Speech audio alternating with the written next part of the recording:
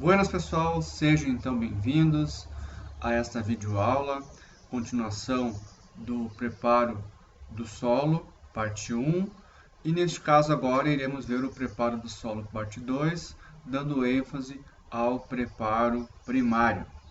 Vamos, sem muitas delongas, já vamos aqui para o PowerPoint, para começar esta aula.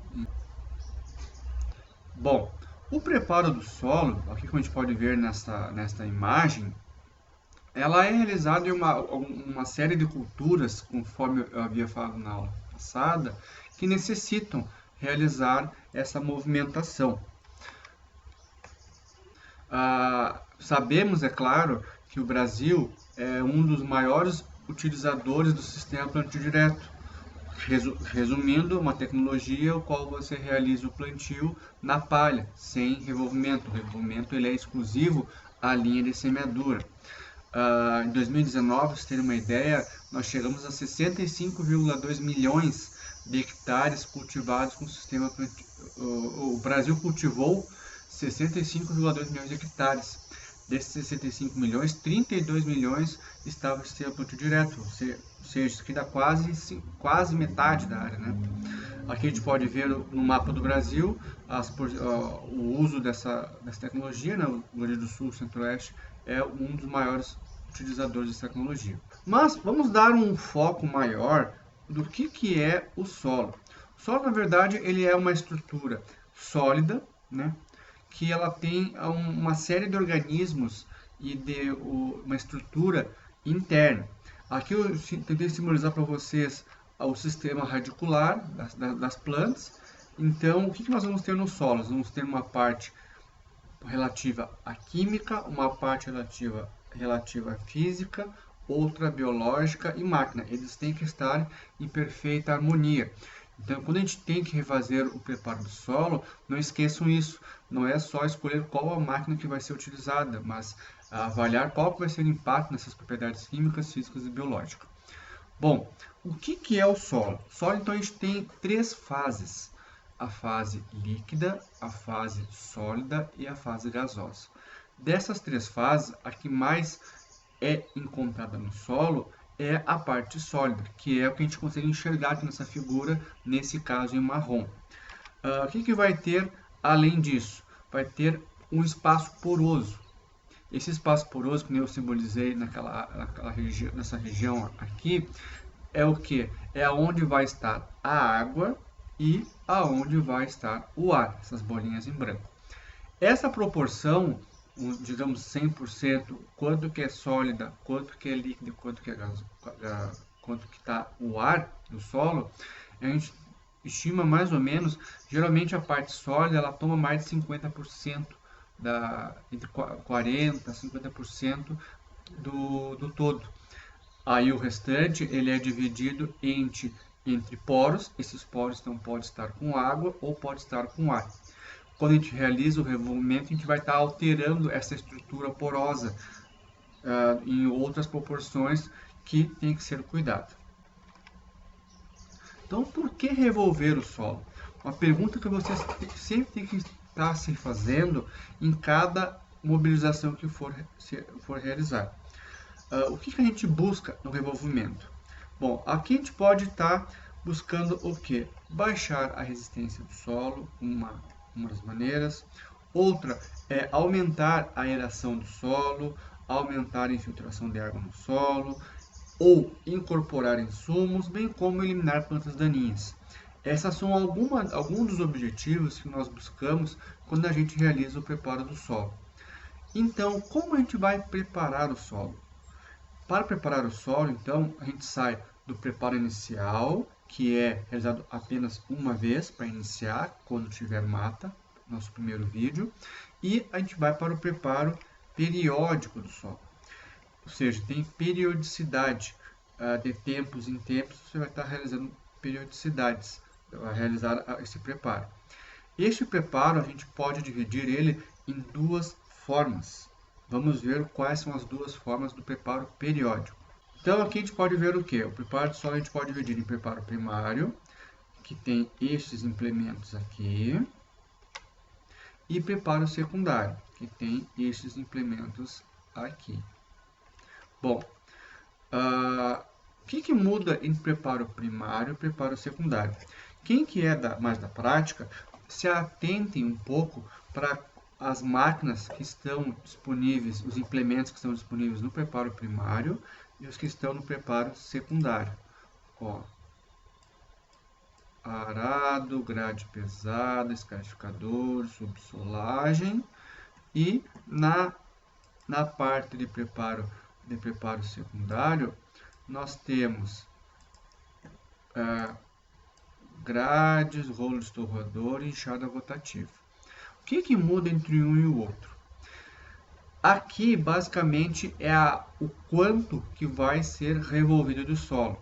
No preparo primário, vamos imaginar que nós temos aqui o nosso nível nível 0, nível superfície do solo. Para o primário, você vai querer atingir uma camada maior, uma profundidade aqui, 15, 20, 30, 60 centímetros de profundidade. Quando a gente acaba de fazer esse revolvimento mais intensivo, o que vai acabar acontecendo no solo? O solo, quando ele tem uma ação nessa magnitude, ele acaba ficando na parte de cima toda irregular. E essa irregularidade a gente necessita retirar. E aí a gente usa o preparo secundário, que vai fazer o que? Vai acabar, vamos dizer, alisando, nivelando o solo. Então, algo muito importante, visando esse preparo primário e esse preparo secundário, vamos agora dar um ênfase no preparo primário. O fator que a gente tem que considerar, tanto no primário e no secundário, é o que? A textura. O que é mais fácil de nós revolvermos? Um solo argiloso, ou um solo arenoso, ou um solo siltoso? Na verdade, a facilidade maior é com o solo arenoso. Porém, o que nós temos que cuidar aqui, em especial, é a parte da umidade. O quanto de umidade que vai estar este solo para realizar o revolvimento. Porque a resposta que nós vamos ter relativo à mobilização vai estar diretamente vinculada com a textura, que está atrelada à umidade do solo. O relevo, aqui nós vamos ter um cuidado especial para a parte de segurança, bem como para a parte de erosão. Se você tiver uma área com um relevo levemente acidentado, indo para a situação média, você não pode fazer um revolvimento no sentido do relevo, você tem que fazer uma mobilização contrária a essa aí, porque vai ter períodos de pluviosidade e vai acabar afetando. E você tem que cuidar muito da compactação do solo. Se o solo está compactado, qual vai ser o implemento que vai ser utilizado, e bem como, utilizando o implemento, cuidar para que ele, ao invés de descompactar, que ele não compacte. Vamos ver agora então como que funciona o preparo primário. Bom, então o preparo primário ele visa principalmente revolver aquela camada que vai ser explorada pelas raízes. Cada planta vai ter uma demanda maior por profundidade do que as outras. Então aqui a gente visa melhorar as condições químicas e físicas do solo. Como assim? Você vai tentar fazer uma homogeneização das camadas, né, que tem uma variação de fertilidade. Como a gente pode fazer isso? Aqui tem alguns implementos, escarificadores, arados e subsoladores, que são utilizados no preparo primário. No preparo secundário, aqui então a gente vai ter o objetivo de destorroar e nivelar o solo. O que é isso? Você vai ter torrões ali e você vai acabar quebrando esses torrões. E o objetivo de nivelar para depois você entrar com uma ação de semeadura. Quais que são os implementos então para mim fazer isso? A gente pode usar uma grade, aqui vocês podem ver uma grade de disco, aqui uma grade de dentes, muito pouco utilizada no Brasil, mas tem a possibilidade, enxadas rotativas e lâminas. Todas essas vão acabar trabalhando na parte superficial do solo. Bom, então, focando agora os implementos como um todo, como que a gente pode classificar estes implementos? a gente pode classificar da seguinte forma. Então, na parte de classificação, a gente pode realizar a classificação de qualquer implemento de preparo de solo de duas formas. Primeira, quanto ao engate à fonte de potência, e segundo, a fonte de potência. Bom, qual que é o engate à fonte de potência? É como que o implemento ele é acoplado a quem realizará o tracionamento dele. Então, aqui a gente pode fazer de duas formas. Implementos hidráulicos ou montados, que vão no sistema hidráulico do trator, vocês podem ver aqui, e os implementos de arrasto, que vão na barra de tração do trator. O implemento, quando ele está numa situação de médio porte para cima, ele vai ser de arrasto. Então, não vai conseguir engatar ele porque tem menor demanda, ele tem menor capacidade de tração para implementos montados. Em relação à fonte de potência, a segunda classificação, os implementos eles podem ter fonte de potência animal, mas como assim? Tem situações de baixo índice de mecanização, o qual não tem trator, você usa um animal, como está aqui na imagem aparecendo. E nós podemos ter a humana também, aqui estamos falando de pequena agricultura familiar, né? Outra situação, tratorizado, o qual é o que mais nós temos aqui no mercado, e autopropelido, no caso de preparo do solo, nós não temos uma máquina que faz o preparo do solo com motor próprio, certo? Então, repetindo, a fonte de tração humana, animal e tratorizada. Essas são as três classificações dentro da fonte de potência. Abordando agora, então, o preparo primário do solo, quando a gente fala de preparo primário, o primeiro implemento que pode ser utilizado é o arado de disco. O arado de disco ele pode ser de duas formas, independente e interdependente. O que quer dizer isso pelo português? Independente, cada disco independe do outro, que é o que a gente pode ver aqui na imagem. Cada disco ele está preso a uma estrutura própria. Se eu girar o primeiro disco, não quer dizer que o segundo vai girar. O interdependente quer dizer que eles dependem um do outro. Vocês podem ver que todos os discos estão dispostos no mesmo eixo. Qual é a diferença entre eles? O independente ele vai revolver e virar o solo, e o interdependente ele vai apenas romper o solo. Não vai ter o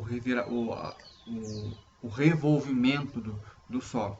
Esse segundo caso é muito pouco utilizado, mais para você realizar a quebra da camada superficial ou quebra de palhado, algo do tipo, certo? Bom, o arado, como que ele é constituído? O arado, ele tem o que? Basicamente, disco, roda estabilizadora, raspador e chassi. Somente isso. Como que funciona, qual que é a função de cada um? O chassi de qualquer máquina sempre vai ser o esqueleto da máquina. Bom, saindo disso, então aqui que a gente tem o disco, que é o mecanismo que vai fazer o revolvimento do solo, tem algumas regulagens.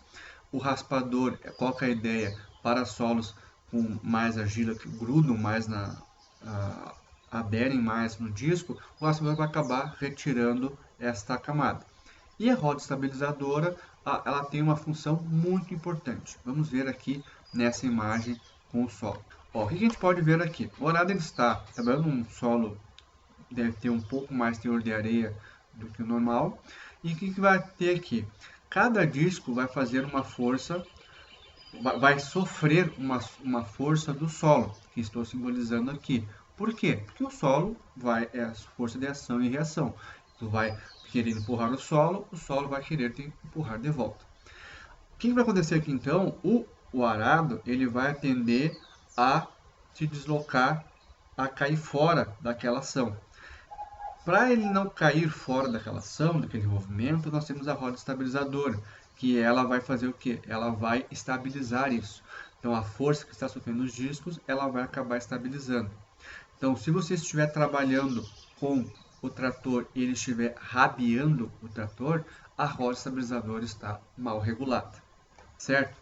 Mas como que eu faço essa regulagem? Aqui nessa outra imagem fica mais fácil, a roda, você pode fazer ela subir ou ela descer.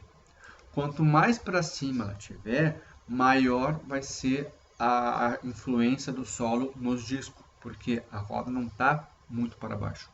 Quanto mais para baixo, mais ela sofre o impacto, menos sofre o disco. Consequentemente, você vai ter uma aração mais rasa.